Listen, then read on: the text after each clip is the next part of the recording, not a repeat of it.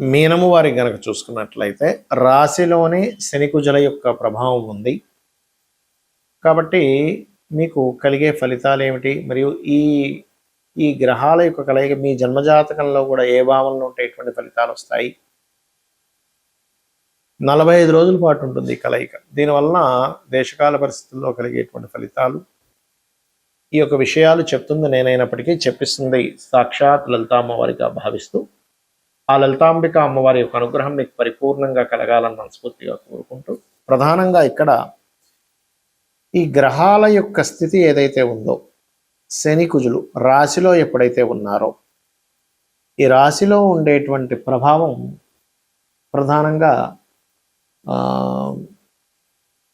శని కుజులు తెలియని ఒక స్ట్రెస్ని ఇస్తూ ఉంటాయి. అంటే సాధారణంగా ఇక్కడ మీనం వారికి ఏలినాటి శని రాశిలో ఉంది కాబట్టి కొంచెం ఆలస్యం అవుతున్నటువంటి కదలడానికి ఒక మంచి ఫలితం ఇస్తుంది. అంటే మూమెంట్ రావడానికి, అమ్మయ్య ఇన్ని రోజుల నుంచి ఆగిపోయినటువంటి విషయాలు ఇక్కడ నుంచి కొద్దిగా కదలడం మొదలుపెట్టాయండి అంటూ ఉంటారు. అటువంటి విషయాలకి చాలా బాగుంది చెప్పాలంటే.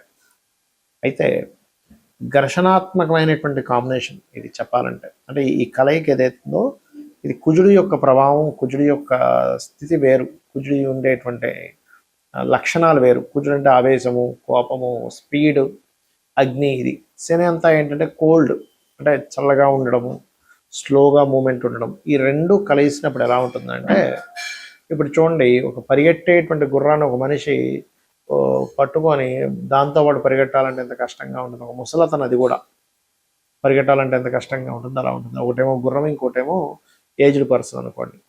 ఈ కాంబినేషన్ వల్ల ఏమవుతుంటుందంటే, ఈ కలయిక వల్ల మనము ఏదో సాధించాలనేది ఉంటుంటూ ఒకవైపు ఆగడాలు జరుగుతూ ఉంటాయి. కాబట్టి మీరు ఏం చేయండి అంటే, శివాభిషేకం చేసుకోవడము. కొంచెం ఈ కలయిక వల్ల కొంచెం ఈ బాడీలో కూడా కొంత పెయిన్స్ రావడం ఇట్లాంటివి అవుతూ ఉంటాయి. కాబట్టి శివాభిషేకం చేసుకోవడము, కాస్త గోవులకి క్యారెట్స్ బెల్లము తినిపించడము, ఇవి చేయండి. అన్ని విధాలా మీకు బాగుంటుంది. రాజరాజేశ్వరి అమ్మవారి యొక్క అష్టోత్తరం చేసుకోండి. మరి ఈ యొక్క కుజుడు, శని, రవి, ఈ 3 గ్రహాలు 14వ తేదీ వరకు కలిసి ఉంటాయి. ఏప్రిల్ 1వ తేదీ నుంచి, దాదాపుగా ఏప్రిల్ 2 నుంచి. మరి ఈ రవి 14వ తేదీకి మారిపోయిన తర్వాత ఈ 2 గ్రహాలు అయితే కలిసి ఉంటాయి 45 రోజుల పాటు దాదాపుగా. అంటే మే 15, 16వ తేదీ వరకు కూడా. దీని వలన దేశకాల పరిస్థితుల్లో జరిగేటువంటి మార్పులు ఏమిటి? ఈ సంవత్సరం అధిపతి మనకి రాజు గురువు అయితే మంత్రి కుజుడయ్యాడు. ఈ కుజుడు ఎప్పుడైనా సరే ఇలా జలరాశుల్లోకి ఎంటర్ అయినప్పుడు, అగ్ని, భూ, వాయు, జలరాశుల్లోకి ఒక్కొక్క గ్రహము ఎంటర్ అవుతున్నప్పుడు దీని యొక్క తీవ్రతని, అంటే మనకి ఇన్ని రోజులు చూసినటువంటి వార్ స్ట్రాటజీ ఒక రకంగా ఉంటుంది. ఈ కుజుడు మారినప్పటి నుంచి ఇంకొంచెం వేరే రకంగా ఉంటుంది. అంటే ఇంకొంచెం దాని తీవ్రత పెరగనుంది అనేటువంటిది చూపిస్తుంది. కాబట్టి ఏంటంటే మనకి మీరు గమనించండి, ఇజ్రాయెల్ దేశానికి సంబంధించిన విషయంలో కొంచెం తీవ్రమైనటువంటి యుద్ధ వాతావరణం వల్ల అక్కడ ఉండేటువంటి ప్రజలకు ఎక్కువ ఇబ్బంది ఉంటుంది. దీనికి కారణం ఏమిటి అంటే, మనకి ప్రకృతిలో కొన్ని సంకేతాలు జరుగుతూ ఉంటాయి. ఆ యొక్క ఇజ్రాయెల్ దేశంలో మీరు నిన్నో మొన్న చూసుకున్నట్లయితే కాకుల యొక్క సంచారం అధికంగా జరిగింది. విపరీతమైన కాకుల సంచారము, ఇజ్రాయెల్ జెండాని కాకులు పట్టి లాగుతున్నట్టుగా, ఒకటేసారి కాకులు దాడిలాగా, ఇవన్నీ ఏంటంటే మనకి రామాయణ మహాభారతాల్లో కూడా కాకులు కానీ గ్రద్దలు కానీ ఇలా సంచరిస్తున్నప్పుడు దీని యొక్క ప్రభావం ఎక్కువగా ఉంటుంది. మీరు అందుకనే ఇక్కడ చెప్పేది ఏంటంటే, ఈ ముండేన్ ఆస్ట్రాలజీ పరంగా ఇలా తీవ్రంగా ఉంటున్నాయి అన్నప్పుడు సామాన్య ప్రజలు మరింత జాగ్రత్తగా ఉండాలి. రకరకాల యుద్ధాలు జరిగేటువంటి దేశాల్లో ఉండేటువంటి వారు. దీనివల్ల మనకి కొంచెం మన ఇండియాకు కూడా పక్క దేశాలతో కొంచెం అనవసరమైన పోర్లు ఇవన్నీ కూడా ఇస్తూ ఉంటుంది ఈ యుద్ధం. ఎందుకంటే ఇది ఖచ్చితంగా 3వ ప్రపంచ యుద్ధానికి దారితీస్తుంది. అందులో ఎటువంటి సందేహం లేదు. నేను చాలా కాలంగా చెప్తూ వస్తున్నాను. మరి ఎవరి పర్సనల్ చార్ట్లో అయినా ఇలాగా కుజుడు, శని కలిసి ఉంటే ఏమిటి? ఇక్కడ ఏంటంటే ఈ 2 గ్రహాలు ఒక రకంగా చెప్పాలంటే శక్తిని ఇచ్చేటువంటి గ్రహాలుగా కూడా చెప్తారు.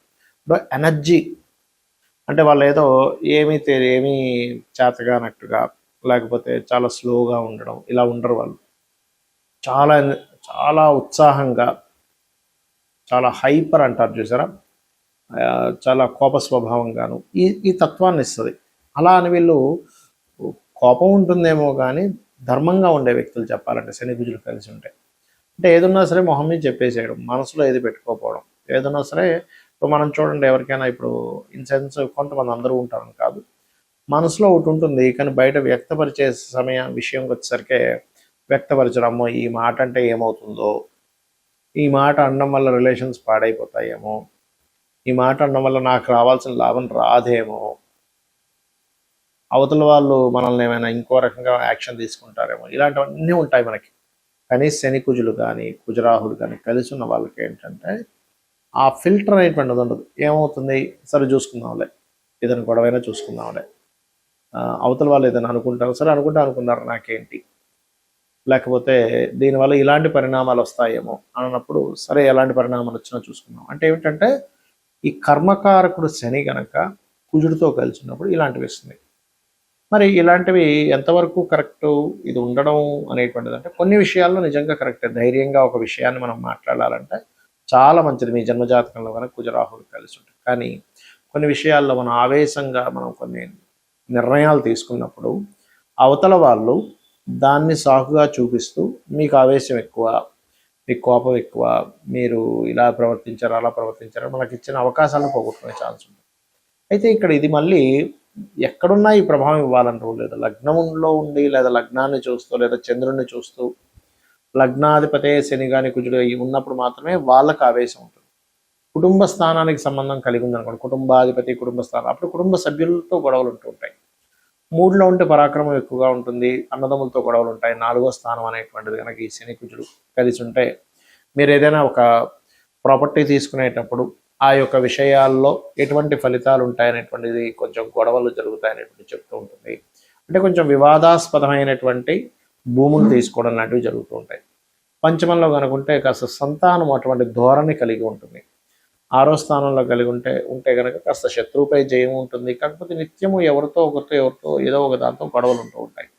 7వ స్థాన సంబంధం ఉంటే జీవిత భాగస్వామి యొక్క స్వభావం అలా ఉండొచ్చు. బట్ ఆ సప్తమాధిపతి మళ్ళీ శుభగ్రహాలతో ఉంటే స్టార్టింగ్ అంటే మొదట్లో అలా ఉన్నా తర్వాత వాళ్ళ యొక్క స్థితిగతులు అవి మారుతూ ఉంటాయి. ఇక అష్టమంలో కనుక ఉన్నట్లయితే ఆకస్మికంగా కొన్ని మార్పులు రావడం, సడన్ చేంజెస్ ఇటువంటివన్నీ ఇస్తుంది. ఇక భాగ్యస్థానంలో ఉంటే తండ్రి మీద దీని ప్రభావం, తండ్రికి కాస్త బీపీ లెవెల్స్ పెరగడం ఇట్లాంటివన్నీ ఇస్తూ ఉంటుంది. దశమ స్థానంలో కనుక ఎవరికైనా సరే శని కుజులు కనుక ఉన్నట్లయితే వీళ్ళ వృత్తి మీద వీళ్ళు చేస్తున్నటువంటి ఉద్యోగము వ్యాపార సంస్థల్లో అయితే లాభస్థానంలో ఉంటే వ్యాపారం మీద పడుతుంది. దశమ స్థానంలో ఉంటే వీళ్ళు చేసే వృత్తి ఏదైతే ఉంటుందో దాని మీద దీని ప్రభావం ఉంటుంది. ఇక ద్వాదశంలో కనుక ఉన్నట్లయితే దాని యొక్క ప్రభావం దేని మీద ఉంటుంది ఏమిటి అని చెప్పి చూసుకున్నట్లయితే ఇక్కడ ఈ స్థానము ఏదైతే ఉందో 12వ స్థానంలో ఇది తండ్రి యొక్క ఆస్తి మీద, వివాహ జీవితం మీద ప్రభావం ఉంటుంది. మరి దీనికి ఏమిటి, ఎవరికైనా ఇలా ఉండి ఈ యొక్క ప్రభావం మీరు అనుభవిస్తున్నారు అన్నప్పుడు మీరు నవగ్రహాలలో ముఖ్యంగా శని కుజ గ్రహాల దగ్గర ఇంకా ఇంకొక పాపగ్రహం ఏదైనా కలిసి, ఉదాహరణకు రాహు కూడా కలిశాడు, అప్పుడు ఆ 3 గ్రహాలకి దీపారాధన చేయండి. నెంబర్ 1. ఇక రెండవ విషయం ఏమిటి అంటే ఇక్కడ దీంతో పాటు మీరు చేయవలసినటువంటి మరొక విషయం ఆంజనేయ స్వామి యొక్క ఆలయాలకు వెళ్ళడము, చండీ పారాయణం చేయడం చేస్తున్నారు. దీనివల్ల ఏమవుతుందంటే కొన్నిసార్లు మనం ఆవేశపూరితంగా తీసుకునేటువంటి నిర్ణయాలు ఏవైతే ఉంటాయో ఆ యొక్క నిర్ణయాల మూలంగా ఇబ్బంది మనం పడకుండా ఉంటాము ఇది చేయడం వల్ల. అదేవిధంగా అభిషేకాలు చేయించడము, గోవులకు కాస్త క్యారెట్స్ బెల్లము తినిపించడం, ఇవి చేయండి. మీ జన్మజాతకాల్లో ఒకవేళ ఈ యొక్క కలయిక ఉన్నా కూడా మీకు ఇబ్బంది కలగకుండా ఉంటుంది. శ్రీమాత్రే నమః.